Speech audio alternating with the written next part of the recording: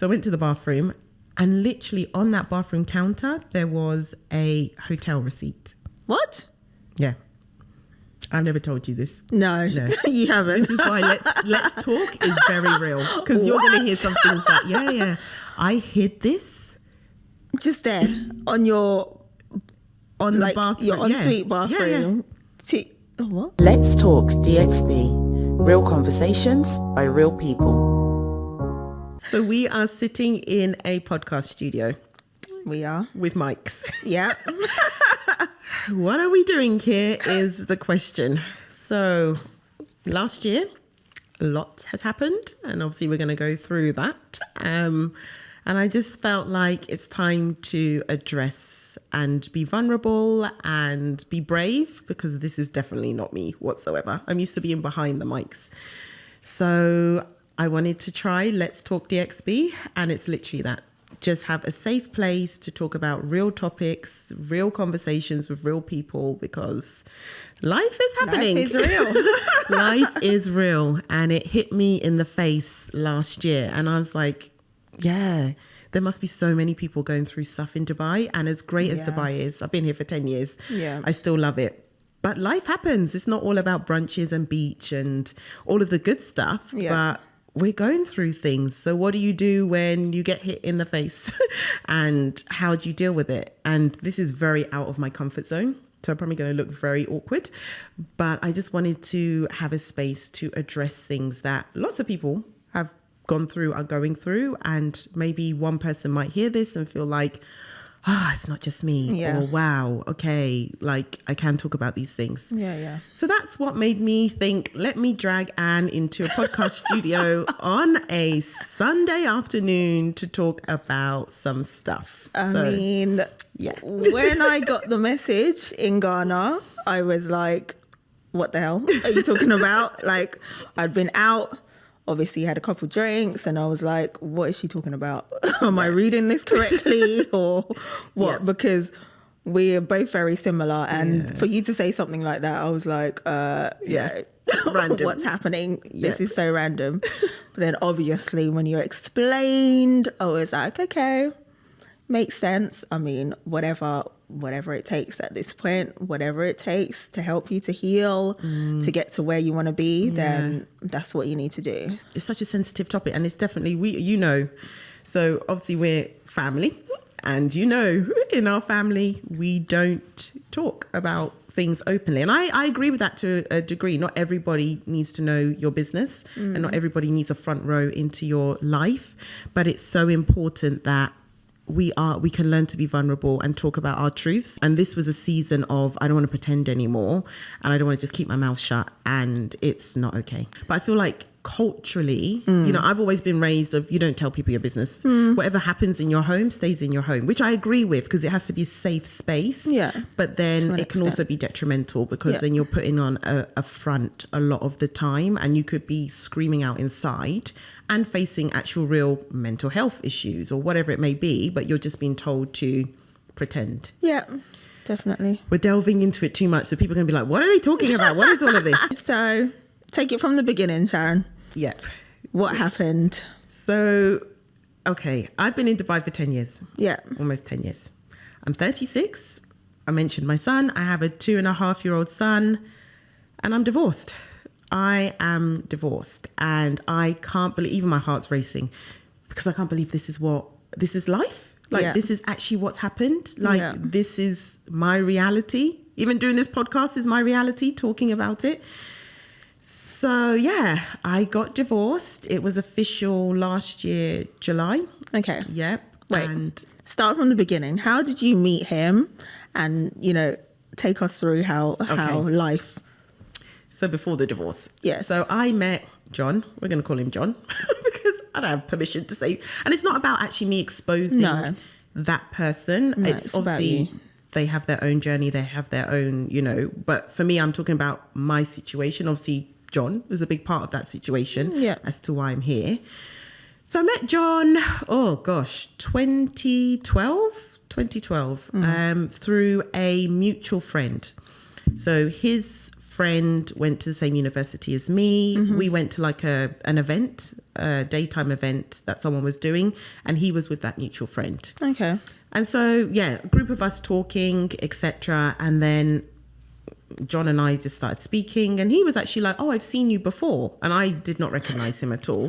And you know what I liked? Because everyone's like, oh, what did you like about him? I remember him walking up. It made me think about the movies, because I live in a fairy tale quite a lot. Wow. He was walking up with his friend and has the nicest smile. Even now I can still say it's a nice smile.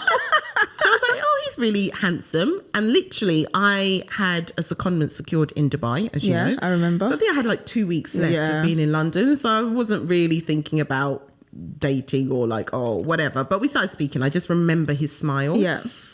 Talking. We went for lunch. We sat next to each other with other group of friends. The conversation was good. I was like, oh, I've got 2 weeks left. Then I'm going to Dubai for 4 months. I think, 4 months is a comment. Left it as that. Exchanged numbers and left it as that. Yeah. And then I came to Dubai. Yeah. But he was still very kind of consistent. And we like consistency. And we like consistency. You know, show me you're consistent, you know, and I'm in a different country, so you don't owe me nothing. I don't owe you anything. And we're just talking. And I wasn't in a relationship for a very long time, and I wasn't looking for that. I just needed a new environment, a new experience. So he was very consistent, which was great. Talking, whatever. Then that was July, all through summer, December time. He was like, oh, you know, I'd like to come and visit. I was like, okay, that shows like, friendship. Definitely. And that was friendship then. We were not dating. So he came, we had a great time, like enjoyed each other's company, etc. Then he went back. Fast forwarding. Then my secondment was due to end in January. I think I came back to London January, February. And we were still speaking then. So he visited, was still speaking like literally almost every other day. Yeah. And, you know, it's like 3 to 4 hour time difference. So there's times I'm sleeping at 2 a.m. and waking up and going to work. And I just enjoyed it. And everything just seemed so easy. There was no like, it's complicated or I don't know. It was just easy. Yeah. I was like, okay, God, maybe this is a sign. I'm moving to a different country potentially, and I found someone at the same time. It just all seemed really easy. And I just kind of went with it. Come back to London in January. And I think then we could say we'd probably like dating each other, because we were seeing each other a lot more. And I need to go back to that dating point, because this is all in hindsight. Maybe my dating techniques were not really good. And I'll say why. So dating each other, we were all very comfortable. And then I got asked to move to Dubai. Yeah. So I was like, I'm definitely going to take up that opportunity. That was one of the reasons I wanted to do the secondment, to see if I liked it enough. So I told him, you know what, they've asked me to come back. They're building out the team. I'm going to do it. How did he take that? Yeah, I felt like it was okay. Okay. Because I think when he met me, he obviously knew that career goals and things like that. And again, it was still quite early. Yeah. So maybe he also wouldn't feel comfortable saying, I don't want you to go. I don't think he could even say that. Yeah. And he didn't seem the type to want to block someone's ambitions. So it wasn't an awkward conversation. Okay. I think we touched on, you know, he was like, maybe if I can transfer, I will. So there was no pressure. There was no like, oh, if you leave, that's it. Okay. It was cool, actually. So, I come over. I moved July 2013. He actually came out shortly after to help me settle, which I really appreciated. Again, like a lot, like showing me a lot of consistency and a lot of effort. Yeah. And then, fast forward, he actually ended up transferring with his company. So we're both now in Dubai together. Yeah. And I was always like, oh, it's meant to be, because it was so easy. Yeah. You know, when you date someone, there can be so many different scenarios. Many struggles. Yeah. We've all been there. That's another conversation. So it was easy and I felt very comfortable. And actually, so obviously we're Ghanaian. He's Ghanaian. His dad knew my dad. Like there was some kind of like connection with family. Yeah. I was like, this makes is it God. easier. Yeah, this is God. definitely. Like it's meant to be. So it happens quite fast. It did happen quite fast. I thought it was fast and I wasn't in it. I was like, damn. It did happen very fast. Yeah. I'm usually a very cautious person. But because it felt so easy and I didn't feel like, oh gosh, this is not right. I think the challenge came when we were actually in each other's space. So we dated for at least 4 years before we got married. So it wasn't like I met him and then like a year later we're married. Yeah, we dated for at least 3 to 4 years. Yeah. So I knew him. I knew him. I thought I can say. And then we got married. all good. We got married, and then obviously pressures. When you're going to have a child? We still even waited, 3 years? No, 2 years. Was it? Okay. Until we had our son. So we didn't rush a lot of things. Yeah. But going back to the dating process, that's 4 years of being with someone. But I probably didn't. And now, because I'm young, then 26? Yeah, 26. I don't know. Dating is we have a good time. We go to restaurants. We enjoy each other's company. There's times we argue. It's not toxic. Yeah. But we get through it. Yeah. So I wouldn't really know what that dating process is supposed to be. But there's no blueprint for dating, but I think per as you se. get older, you learn maybe what the questions you should have asked. Or Yeah, but even if you ask that question, he can give you whatever answer he wants to give you. Which is very true. That is also true. But I think also my immaturity of, there's things that he would have said that maybe I should have explored a bit more. Everyone has trauma, right? Yeah. And everyone's influenced by upbringing, situations, etc. Yeah. And he would tell me, he was quite open with his upbringing and things that were difficult, but I didn't know how to question that. I didn't know to observe that. What that would mean going forward, exactly. and how that would translate. Would that affect you as a father? Would that affect you in your day to day? Are you okay? Yeah. Are you really ready for this? Am I ready for this? Yeah. So now, obviously 10 years on, I can say that. But hindsight. In that time, I was like, this is God. Woo! God has found me a guy. He's serious. He's shown me everything. I don't see any issues. Wasn't the easiest in terms of us living together. I think I was difficult, to be honest. I hold my hand up to that. It was a nightmare. Okay. Anyway, we get married. Everything's good. We bought a place together. We're building foundations in Dubai. Yeah. Waited 2 years. We have a child together. Yeah. And then, here we go. Life got real. Got real. At what point did it get real? Yeah, because that time I didn't even talk about it. And I'm not saying this stuff because I'm always conscious of he's still my son's dad, and I'm not trying to disrespect him, but this is how I've ended up here. So I have to, and this is the whole point of this podcast. I don't want to sugarcoat it. It'd be like, it's real. Yeah. So 2020, I am 7 months pregnant. And the thing that I loved about our relationship and marriage is I always felt very secure about John. When I met him, he seemed quite introverted to me and quite shy. Yeah. And I used to even give him a hard time about that. You need to go out, you need to socialise, meet people, don't be so shy. Yeah. I thought he was shy, I don't know. Now I don't know who he is, which is really sad to say. But anyway, so if he goes out, he was not the type, he didn't drink. I barely saw him. If he drank, he would get drunk quickly because he's not a drinker. He wasn't reckless in that way, Yeah. So the few times he wanted to go out, I don't care. Even if it wasn't a few times, I don't care because I felt very safe with him. Yeah, of course, you should. So it was just another evening. I was 7 months, pregnant, sleeping all the time. I think I'd fallen asleep on our sofa. And then he was like, I'm going to meet 2 of my friends, told me the place. And I was like, okay, cool. And do you know what struck me? It's so weird. I kind of just woke up as he was leaving, but the way he left the house was just odd to me. Can't explain it. He shot out of the door. He didn't want me to hear him leave, but I knew he was leaving. Yeah. I don't know. I just remember that. And I just fell back to sleep. But it was very I'm just going to rush out and sneak out. I saw it. I can't articulate it, but I knew he was going out. So anyway, so he's going out fine. I am then in bed. It must have been about 11:30 or 12. I think he must have called me maybe just to check in. Again, I don't require that at all. If I'm sleeping, I'm good. Just tell me how you were the next day, how your night was. I'm not that, I didn't want to be that type of person where I'm constantly checking up. That's what I loved about our relationship. There was none of that insecurity. Never felt unsafe around him in terms of that. But he called me and he was like, I actually ended up going to so-and-so's house and I'm there now. And I was like, okay, you're oversharing. You don't need to tell me this. You've been out before. I'm half asleep, whatever.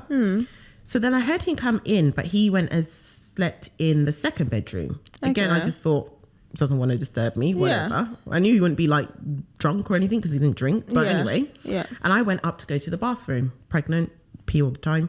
So I went to the bathroom. And literally on that bathroom counter, there was a hotel receipt. What? Yeah. I've never told you this. No, you haven't. This is why let's talk is very real, because you're going to hear some things that I hid this just there on your the bathroom, your ensuite bathroom. What? For that night. Okay, for that night. Yeah, the date, everything. Okay. And I think I believe in God. I'm not the strongest Christian. I don't know every chapter and verse in the Bible. Yeah. Like this, obviously a season like this, I'm definitely trying to build my relationship, but throughout this I'm definitely thinking, okay, God was showing me some things maybe way before I even realized, but how that receipt was there, why it was there, if he'd planted it there, which I doubt it, because no, maybe he was drunk then, because why no, because no, okay, no, it wasn't. I the thing is with John, he's like, he leaves things everywhere. We used to bicker about this all the time. Okay. Like, he leaves things in places. I don't know. Like, I don't know. That was a big slip up. Saw the receipt and I was like, well, that's not where he said he was going to be. Like, so then I go into the second room and then turn on the light. I was like, is everything okay? Because to me, I was just like, no. Like, no. What? I never suspected anything Yeah. before. And he was... So what was running through your mind when you saw the receipt? Like, what? Well, at first I was like, maybe he went somewhere else. Yeah. So when you went into the room and turned on the light, were you like angry? No, were you upset? How were you feeling? Like, typical what Sharon, were composed. you just thinking? Oh, what happened? Like, Yeah, because I'd never suspected. I honestly, like, even now saying this out loud, I was like, not him. yeah, Like, this is probably where my trauma is coming from, because I'm like, no, I know this guy. yeah. You never truly know anybody, which is a lesson learned. Yeah. So I didn't say anything. I was Okay. like, how was your evening? Are you okay? Like, did you have a good time? And he was like, yeah, I met with so-and-so, etc. He's like, and he called me that evening. Remember, he called me and I was like, okay, fine. Yeah. So I don't think it was that even. Yeah, it was that evening. Then I said, okay, then why? Because I wanted to validate what happened. Like, Yeah. are you going to tell me this part of your life? Yeah. So I was like, well, I found this. And his face just said it all, right? So I was like, okay, what has happened here? Nothing happened is what I kept on hearing. I'm 7 months pregnant and my pregnancy was high risk. It was. Like, so I had to do everything I could to make sure I got to at least 36 or 37 weeks. And then I was 7 months. So anyway, so then there's two parts of me. I'm like, well, I know this person. So I think what he's telling me is the truth. I think what he's telling me is true. So, and obviously I wanted to believe it. I'm 7 months pregnant. I've been with you at that point, for 8 years, dating and then married. So I was like, yeah, because I know you. I've never questioned that. You know, some people, you meet some guys, you like to entertain things you might not be. And some women, that's okay. Like, and for me, I've always said, if you let me know what I'm dealing with, then it's my choice. Definitely. I could be married to you. Not saying that's my perception of marriage, in my opinion, but at least you've been real to say this is the deal. Yeah. So fine, but I'd never got that from him. We did try couples counselling. We went to one session, and in that, between him and the counsellor, a lot of it was, I felt, and maybe it's me being sensitive, because obviously it's a sensitive time, you know, you need to change your mindset. You need to learn to forgive. Like, if he said it didn't happen, you can work through it. You can get through it. Right. It's the narrative from the counsellor, and equally him, right? Okay. But call it intuition, call it God slapping something in my face. For probably 2 years, I just wrestled with that. I don't believe that this was it. Yeah. Like, the reason I say, because I found John to be a very disciplined person. Okay. Very disciplined person. Like I said, he wasn't a drinker. He didn't go out often at all. Okay. But I was like, he's too sensible to act so reckless and say like it was a mistake. I don't know. It just didn't sit well with me. But again, 7 months pregnant. Yeah. What am I going to do? Like, what am I going to do? Like, that's not my priority. I need to get my son here. Yeah. Healthy and all of that stuff. So I had my son, so that was March that happened. Yeah, that was March 2020. And I had my son in May. Yeah. Then everything that comes with life, being a new mum during COVID. Yeah. Like you saw, right? Yeah. You came and stayed with us for a week. I had a C-section. I could barely walk. Yeah. Like, I literally locked that whole scenario and blocked it out of my mind. And how was your relationship at that point? Like, I mean, was it just you were concentrating on this new child? I just put my focus on him, on my kid, right? Yeah. And it wasn't a loving marriage, no. Because A, I didn't deal with that properly. B, I was trying to pretend it didn't happen. Yeah. And then C, I was like a crazy mum. I was awful as a new mum. But also I always have to think, like, I normalize this whole thing, and that's definitely going to have a knock-on effect on everything else. So definitely. I feel like at that time, from looking at you, I feel like you just checked out at that point. I checked out. Like, everything was hard. Yeah. But I didn't deal with what had happened, right? I didn't tell anyone. Like, you'll see hearing this for the first time now. I was like, he told me it wasn't the case, and I was like, I have to get on with my kid. And again, we come from a family of, the marriage advice that I got majority of the time is find someone, get married, have a baby, and make it work. Yeah. Like reality. Yeah. You know, no one talks about what happens if there's infidelity, what happens if, I don't know, trauma, like things happen in life. No one goes into that detail. You just have to make it work. Yeah. So in my head, I was like, well, we have a kid, I have to make it work. Yeah. That was awful. Like, I was awful. I had not letting that go. I'd not forgiven him. Most of the times I didn't want to talk to him. My focus, I used my son as the way to block out everything else. And that was for 2 years, really, because I call it the end times. The end times, which we'll get to. Right. So, yeah. So I guess that was the first wake-up call, which I just didn't do anything about it. So that was the first time, like, you had kind of any idea that he may or may not be a different person to who you thought he was. Yeah. Okay. And even that, I didn't believe it. Because honestly, I was like, not him. No. Or maybe it's that whole thing that love is blind. Because just not him. Yeah. So anyway, fast forward, 2020. A year I will never forget. So 2 years. And 2 years, it was not a happy marriage, obviously. No. It wasn't like toxic, but it was cold. I was super cold. Yeah. Like, would go to sleep and there's a pillow between us. Like, and also for him, who no one wants to be in that environment. No. It's not healthy. Like, I was difficult because I was holding on to something. I wasn't sure what I'm going to do with this information. Yeah. And tossing and turning internally. Yeah. Did this happen? Is he telling the truth? That drives you crazy. Of course. Like, is it me? Am I? And again, one thing I do very well is I try and downplay my emotions. Stop being dramatic. Get on with it, Sharon. He said this. Make up your mind. And also that was a narrative I was getting as well. Like, we just need to move on. Yeah. And he was trying to make it work and find solutions. Definitely, because I know he used to come and talk to me, or when I was at yours, he would talk to me. Oh, I don't know what to do. I don't know how to deal with this. And I was like, you know me already. I'll tell you the truth. I was like, listen, like, this is not something that you can just think is okay and you can just brush it under. Yeah. You need to prove to her, once you've broken that trust, it's very difficult to get it back. Yeah. And you're going to have to work like there's no tomorrow to get that trust back from her. And it's not going to be overnight. Yeah. And you're going to have to deal with that. Like, this is the situation. As much as you say nothing happened, like, how does she know? Yeah. And two, like, it shouldn't have even got that far in the first place for you to even, like, you shouldn't have got there. So I shouldn't be in a nothing happened situation. Right. My mind was like, how am I in a nothing happened situation? So you're going to have to fix it. And however long it takes her to come back or to deal with the situation, you're going to have to be patient and you're going to have to deal with that. But, do you know what? Like, that's the reality. But I think it takes a certain type of person to be able to do that. If I'm playing devil's advocate, like, how long can someone be patient for? How long can they say sorry for? And you can't put a time on that because that's someone else's healing. Yeah. That's when I need to be like, I'm either going to do this or I'm not. Yeah. To be fair to that other person. Yeah. And I was always like this because I wasn't sure.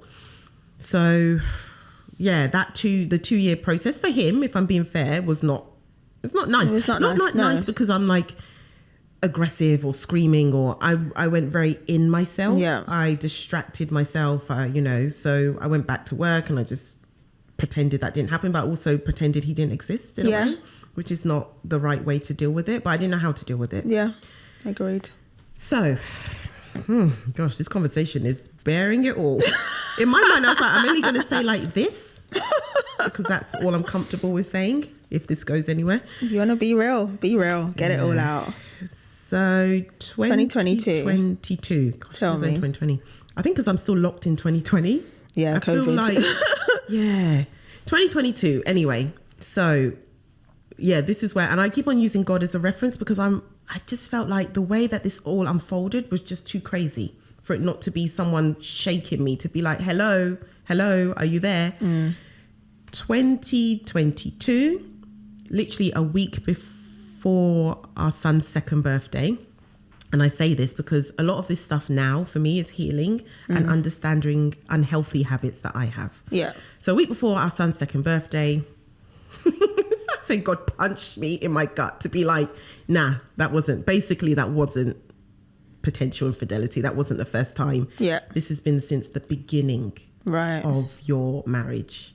And I say the beginning of my marriage because, yeah, we were dating before, right? I'm not even going to class that. Not saying that you shouldn't be, no, I'm not saying you shouldn't be faithful when you're dating someone, but marriage is a whole nother level, right? If you've got addictions or issues or commitment issues, if you're saying, in my opinion, if you're saying that I'm ready to do this, you need to be ready to be able to let that go. Yeah. Or say, I'm not ready to do this because I've got X, Y, and Z. Yeah. One of the hardest things, how many men do we know that will do that? Anyway, so I'm just saying the beginning of our marriage, I'm finding this out. That was in 2017. 2017, yeah. And I'm just like, hello? That's wild. Where was I? But where was I? Like, how did I not catch this? But how? How would you catch it? No, and I have to, for me, the self-discovery, because I am that person, I need to understand, like, that's 2017. We're now in 2022. And other than that 2020 scenario is when I'm like, something's not right. But still, even a big chunk of me, as much as I wasn't saying it, was like, yeah, I believe this guy. I believe him to be who he is. I believe him to be who I married. Yeah. And I believed him to be for me. Yeah. Because we spent almost every single day together. Like, and I just wouldn't do that. Like, you know what? Like, I'm just like, I thought he had my back. Like, why would you want to do that to me is what I still can't figure out. It's such a painful thing to think that he wasn't really considering what this could have done to your wife, the person you've known for 10 years. I don't understand. I don't think I'll ever understand. But anyway. So anyway, everything 2022, found out that this has been happening. It all came out. From the beginning, on and off.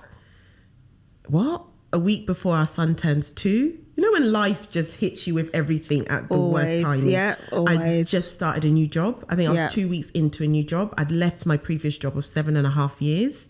I'm in a new job. New job, you know, you have to prove yourself. You have to work hard. And you put a lot of pressure on yourself. Of course. And I've just found out all of this. What do you do?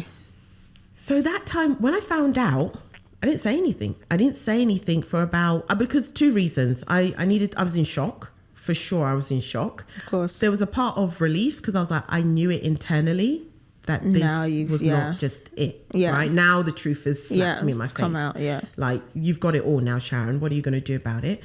And it was just before my son's birthday. And I was like, whatever's going to happen after this, when I'm brave enough to actually say it out loud. And deal with it, yeah. I just want him to have his birthday. So yeah, we booked like a small little play thing for his birthday. Like, just had to internalize a lot of it and pretend that I didn't know anything, which is so unhealthy to do. That is not at all. It's silly actually. Now I'm learning about myself. And then the night after the birthday party, I was like, okay, now I need to speak about it. And I was so calm. I was so calm and level-headed. Wow.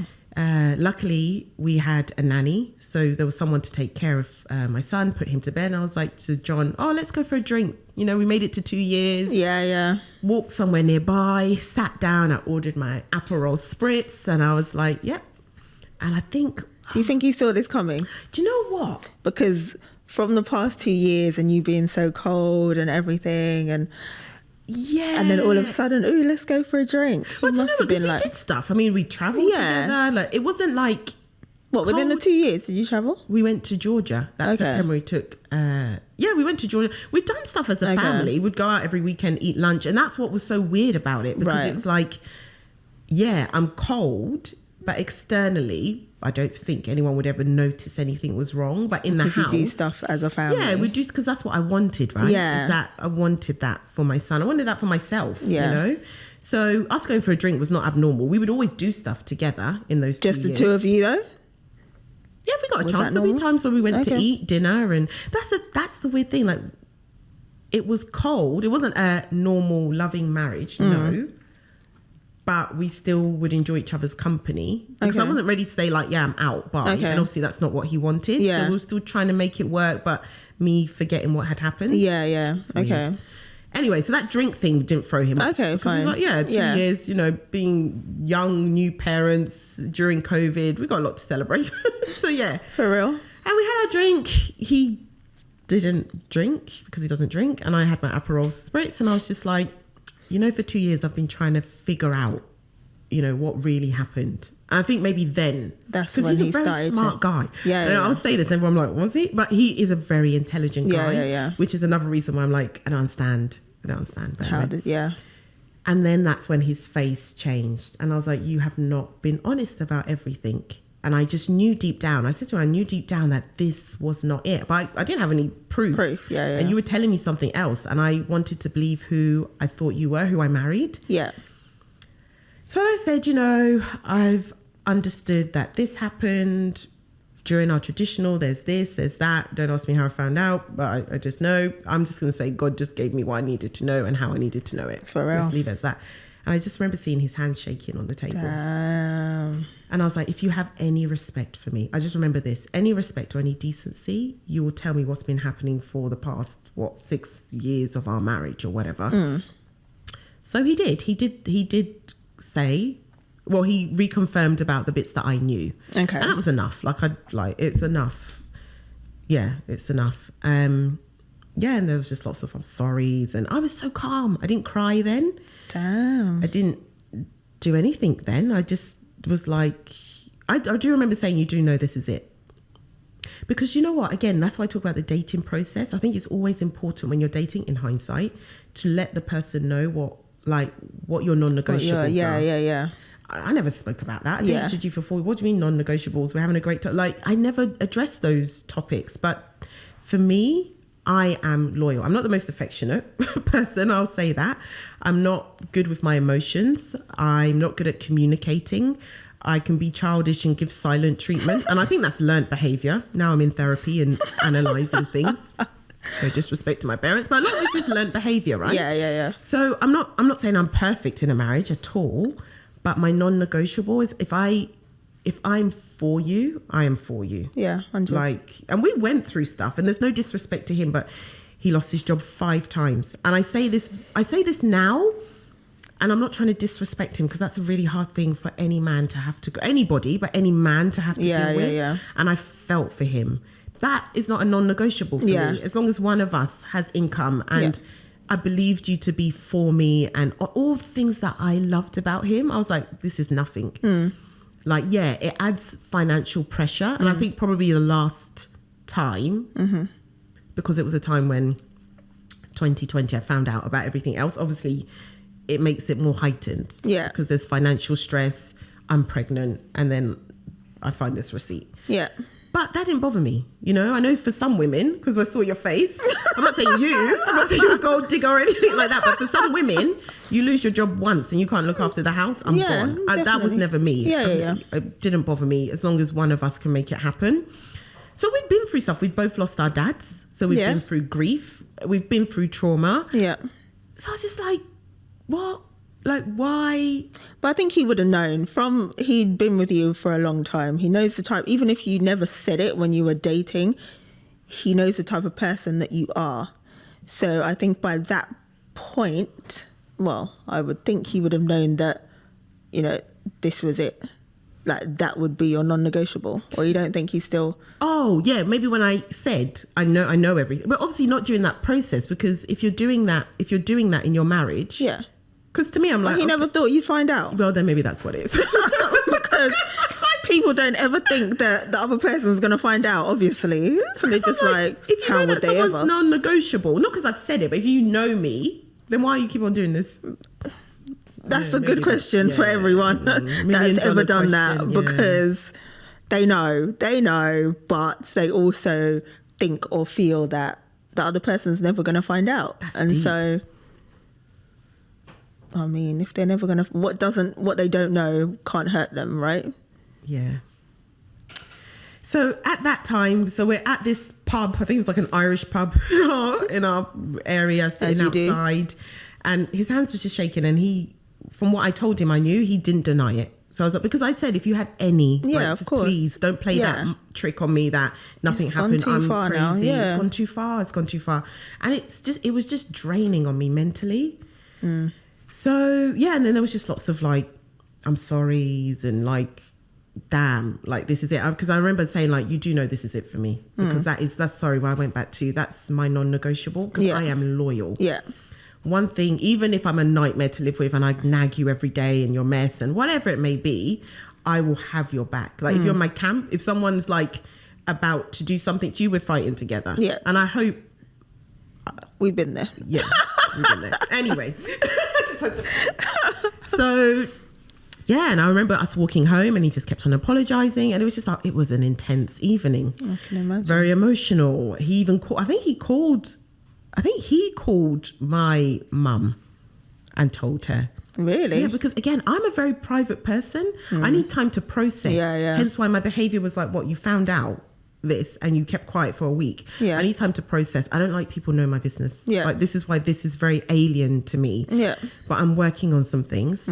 And he told everyone, he apologized, begged whoever he needed to beg. And I got a phone call. Thank you. I was about to say, you were in those end times. I was. So I don't need to go into too much detail, but he was trying everything he could to save this marriage. But it was just, do you know what? I didn't want to get divorced initially, as you know. Yes. I was like, let's just separate. Yeah. What separation looks like, I don't know. I've never separated from someone, but I just needed you out of my space. The space to think about it, process it. And still make sure the environment's peaceful, because we have a toddler at home and a living nanny in a 2-bed plus maid flat. Yeah. And that space started to feel even smaller. It's like, it just all felt so claustrophobic. And again, we're from that culture where you don't let people know what's going on. Yeah. So you have to pretend that everything's good and there's a nanny in the house, and it was awful. It was awful.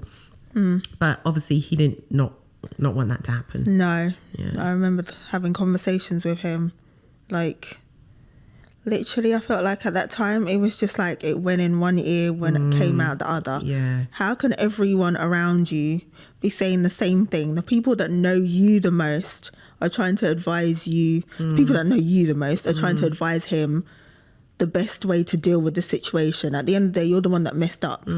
So we're trying to advise you the best way to help your marriage, help save it possibly. Obviously, at the end of the day, that decision was only down to you and what you wanted to do. But from the rest of us that know you the best, trying to advise him to say, okay, this is what you need to do. This would be best for you to do. And he just didn't want to hear it. Like, everything he was doing was against everything that we were saying. And we just couldn't understand why you would do that after everything that you've already put her through.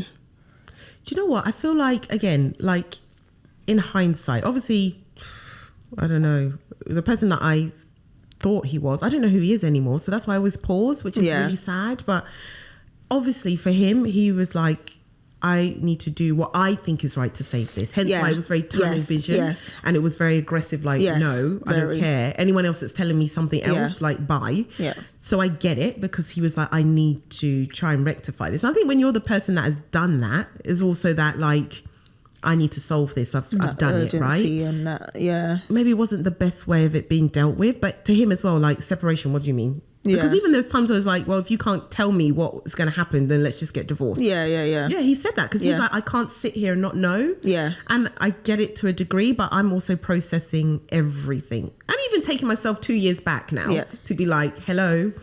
Yeah. Yeah. So yeah, for me, it was just like, you're not who I thought you were. I was actually a bit scared of myself, because I was like, you're not a good judge of character. Like even now I question everything now, because I thought I knew who I had married. But you can only know what they show you, which is what I keep saying. Like,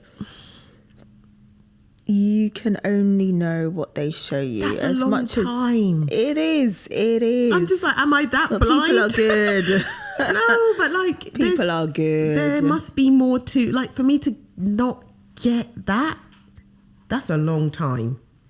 Maybe subconsciously, again, I'm very much in therapy and trying to uncover myself, because maybe there were things that I did see, but I didn't know that it was that. Do you think, looking back now, are there things that you honestly think you saw but just overlooked? Were there any red flags? This is what I'm sitting there. You need to tell me why I did not see this. Someone needs to give me an answer why I missed this, because it's also, I'm questioning my personality as well now, because that's weird to me. So there was nothing. No, but do you know one thing? And I can't put that down to anything, but I'm going more spiritual now. So not everyone, this might seem like crazy to a lot of people. I just remember one dream that I kept on having. I've never told John this. I never told anyone this. We bought a flat, right? So the front door of the flat, and there's 5 black bags lined up against the door. That's it. But in that dream, that interpretation, or what that meant in that dream, was I had put John's stuff outside the door.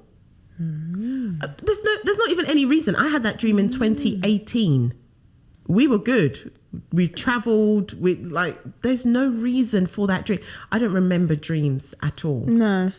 But I remember when everything came out, that dream came back to me. Damn. What triggered that subconsciously? Why I saw that? I don't know. I'm in therapy. Maybe that will connect along the line. But that is the only thing I can say. And that was a dream with no substance, in my opinion. Okay. So where that came from, I don't know. Do you also think that, obviously I know you very well, I know that when you got married, you didn't take his surname. Oh, yeah. Yeah. Do you think that subconsciously there was a reason why? I know at the time you had this whole, we never had the white wedding, which I wanted, blah, blah, blah, therefore I'm not going to take his surname. But at some point, then you moved on, then you had a son, and still you didn't take it. Was there a part of you that just wasn't 100% in the marriage, in the relationship? Do you know what? That is a good point. And I remember that was a topic, because obviously that's not what he wanted to hear. We're married, we should be one. Yeah. In hindsight, in his opinion, should be one. Yeah, do you know what? When we talked about that, I was like, I just still want to keep my dad's. It was a very stupid and immature answer. But you could have double-barreled it. I could have done so many things. Yeah. Even I'm just remembering my answer to him, which was very stupid and immature. What's your dad's surname got to do with anything? You're married, you've moved on. Yeah. And obviously my dad had passed then, and I was trying to, but I could have double-barreled it. I don't know why. Was I committed to this marriage? I think I was, because like I said, we went through life. Forget job losses. We've lost parents. We've gone through stuff. We went through a time where they were like, you're 20 weeks and your son might not make it. We've gone through stuff. So I think I was in it, but I don't know why I never wanted to let that part of me go, which is something that I'd need to also uncover. Maybe he would say that I wasn't showing him true commitment. Yeah. Maybe. And it's a valid point, right? Yeah. I'm always quite a cautious person, which is why I'm shocked that I'm in this situation talking to you on a podcast. And maybe that's why I kind of held back a little bit to protect myself. But now I'm married, and how am I, maybe subconsciously there was that. There was a period where everything was really hard in our relationship. We just wasn't, small stuff wasn't easy. And I was like, I did question, why did I get married? That's what someone's saying to their husband. That's deep. So do you think there were some things that maybe you said or did that, no, I'm not saying it would have driven him to do it, because clearly he was doing it from day, but maybe it pushed him a little bit more towards it? I would say, not that it's a reason. No, I'm not saying it's okay, but if your wife says that, of course, for sure, that might be what the heck. But from what I know, you started, or this is a habit that you Before, had yeah. that came into the marriage. Yeah. But yes, completely. Again, I have to also analyze my part because no one's perfect in this. So hearing that, maybe he was just like, forget it, I'm just going to keep on with the behavior. Maybe he wouldn't have kept on. Me saying that to him caused a lot of hurt.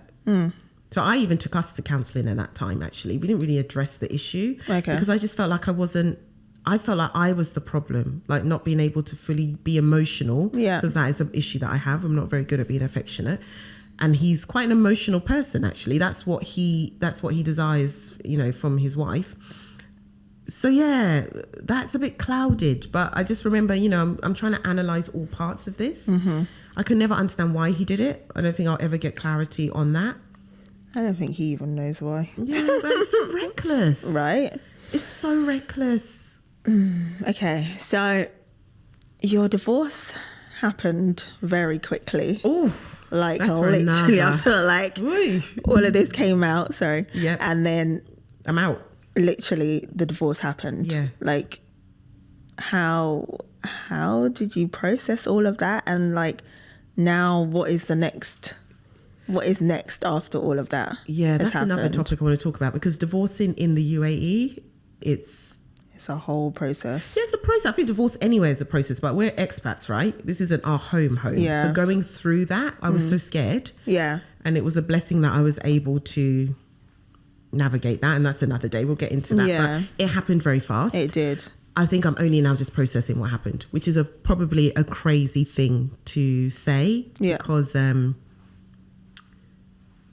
you can't divorce and then say, oh, I've only just realized what I've done. I knew what I was doing because there was everything in me that was like, you were looking for an answer 2 years ago. This is your answer. Yeah. And some people can work through this. Yeah. And that's why I want to do this platform, because I want to hear from couples that have actually worked through this stuff, just for like understanding. But I felt like it was the right decision. We couldn't separate. And I think legally there was a thing of separation is not really recognized here. Yeah. So I had to be careful about all of that. Anyway. Yeah. I'm only now processing. Okay. And do you have any regrets about divorcing? No. Maybe I could have... Maybe we should have gone through counselling rather than divorcing. I don't know. I don't regret that I'm divorced. I'm in a lot of pain. And I think the reality of me being divorced and what's happened... But no, I can't sit here and say I regret it. I'm not happy. I'm not like, oh, I'm divorced, I'm happy now. I'm not happy. But I can't articulate. But everything in me was like, that marriage that you thought you had never existed, basically. Okay. A big chunk of it. Okay. So that marriage had to die. Yeah. Resolving that, I didn't know what the solution was. And here I am. And it's hard.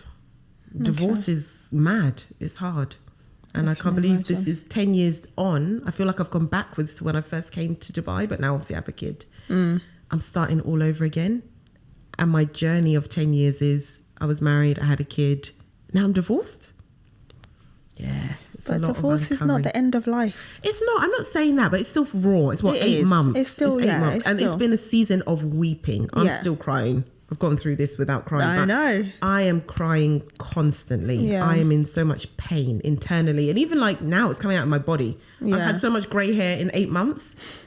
I told you I went to the dentist. She was like, my gums are eroding and my teeth. And it's just like, now the reality is hit. It's hit. And it hurts. Yeah. Yeah.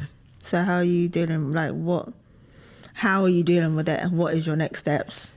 For the first time in my life, I started therapy. I started that as soon as I found out, actually, which was the best thing I could have done, because I was scared about, I'm even going to fall into deep depression and I don't know how to get out of that. Yeah. And I need a lot of like, why me? Like, not why me did this happen, but why did I not sense this? Yeah. So therapy, eating, comfort eating. I need to lose this comfort eating weight.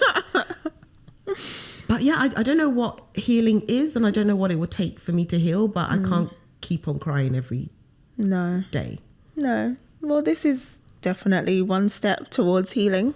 Maybe. Getting it all out. I mean, like you said, there were things that I never knew. I thought I knew most of it, but very obviously good at pretending. This is what I'm Yes. working on, learning to be more vulnerable and stop pretending. Yeah. Because I feel like Dubai as well, when you're an expat, there's so much pretense here. Yeah, Hence yeah. why this whole Let's Talk DXB is Yeah. like, let's talk about real stuff. Yeah. Let's talk about what people are going through. Yeah. I'm waking up going to the office pretending that I'm not feeling well, but I've been sobbing and my eyes are swollen because I've been crying. Yeah. It's not okay. Yeah. You know? It's just not okay. So yeah. Okay. This is the first step. So let's see if I'm brave enough to release this and do more of it. I just want to talk to people for my own healing. I want to hear about how others have coped, good and bad, because there's so much good stuff that happens in Dubai and it's very personal, and I'm not good at talking about my personal business. I have to be real. I'm divorced. I'm a single mum and I'm divorced, and it hurts that's the reality, but that's the reality. So yeah, I think I've gone on long enough. I think I've bared way more than I wanted to. I think so. Here we are. Yeah. So thank you so much for giving up your Sunday. Sitting with me. I know What this else is not do I have to do? being recorded in a studio is so awkward, and this is not what we are used to doing, but we're challenging ourselves. We are, in a new 2023. season. Yeah. We're getting out there. Let's see where it takes us. I'm proud of you. I really am. Even though the initial, when you first reached out, I was like, what are you talking about? Yes, Why, what? Super random. Yeah, I was like, exactly. But no, I get it. And I think it'll be good for you. I hope so. Let's see if I'm brave enough. You will. Yeah. I think this season has taught you, I'm sure, a lot of things about yourself. Yeah. And things that you didn't think you could do. You are doing it. I'm seeing you raising your son, and Boy. he is an amazing little boy, even if I am biased. So you have to say that. It's not you, you have to tell me that. But I think you're doing a good job. I'm not saying it's been easy, and I'm not saying it is easy, and I know that you're struggling. Obviously, I didn't know how much you were struggling, which is quite sad because, I didn't know. Yeah. But you're doing it, and that's more than some people can even do. I mean, you could have been, unfortunately, in a position where you weren't able to do it. Oh, gosh, now the tears have started. Let's just cut the camera. I get it. Thanks, Anne. I held it in for so long. But yeah. Yes, so we have to also be grateful that you are in a position to do it. Yeah. As hard as it is. Yeah, because it could have been something else. Exactly. And you're doing it slowly but surely. Yeah. So I just think you also have to be kind to yourself. That's what I'm not good at You doing. have to be but I'm kind to learning yourself how I can do because that. it's a lot. It's a lot to process. It's a lot to go through in a short space of time, and then have the additional responsibility of making sure that you're okay for this boy. And you have to be okay for him. Yeah. So Thank you. You got me. All right, that's a wrap of Let's Talk DXB, the pilot, because, sorry, Anne, I may waste your afternoon and not even take this anywhere because I'm scared. I'm scared, but let's see. Well, thanks for having me. All right. Now let's go and eat. Yeah. That's what we do. Let's Talk DXB. Real conversations by real people.